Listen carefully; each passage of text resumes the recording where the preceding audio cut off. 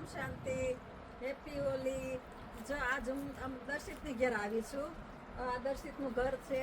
હવે અમે વોક કરવા જઈએ છીએ.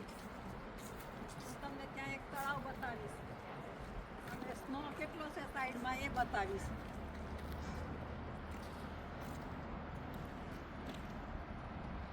જો અહીંયા અમે વોક કરવા આવ્યા છીએ. અહીંયા જો આ બધો બરફ, આ લેક છે. અહીંયા આખામાં બરફ જ જામી ગયેલો છે.